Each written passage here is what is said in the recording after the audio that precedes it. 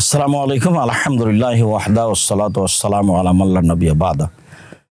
সম্মানিত দেশ বিদেশের দিনী ভাই বোন, আপনারা অবগত আছেন জামিয়া সালাফিয়া ডাঙ্গিপাড়া পবা রাজশাহীর সালাফি কনফারেন্সের কথা।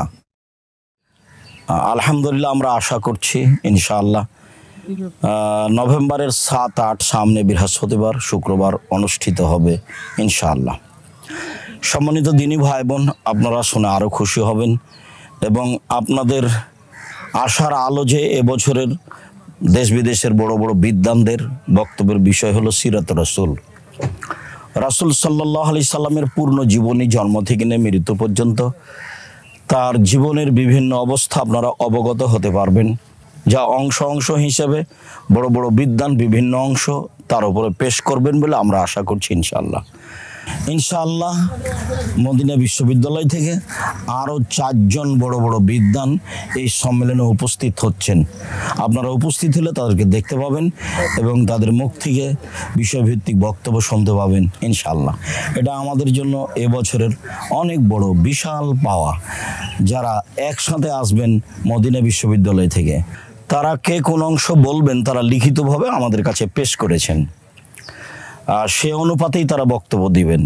মর্মে আমরা আপনাদেরকে আন্তরিকভাবে অনুরোধ জানাচ্ছি যে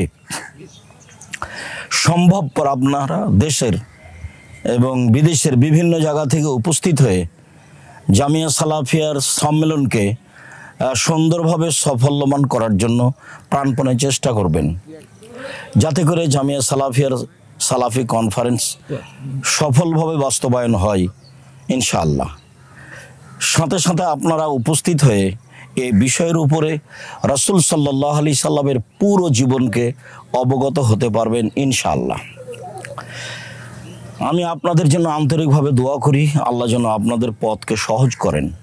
আপনারা যেন এই 7-8 নভেম্বর রোজ বৃহস্পতিবার শুক্রবার এই সালাফি কনফারেন্সে উপস্থিত হয়ে সালাফি কনফারেন্সকে সুন্দরভাবে সফলভাবে বাস্তবায়ন করার চেষ্টা করতে পারেন এবং রাসূল সাল্লাল্লাহু আলাইহি সাল্লামের জীবনের উপরে পুরো জীবন শুনে সে অনুযায়ী আমল করার এবং সম্মানিত হওয়ার প্রাণপণে চেষ্টা করতে পারেন।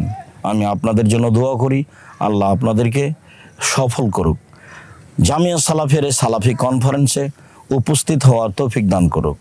আল্লাহ তুমি আমাদের এই সালাফি কনফারেন্সকে কবুল করো এবং আমার দিনী ভাই বোনদেরকে এখানে উপস্থিত হওয়ার সুযোগ করে দাও। তোমার দরবারে এই জোরালো দাবি রেখে আজকের সংক্ষিপ্ত কথা এখানেই শেষ করলাম।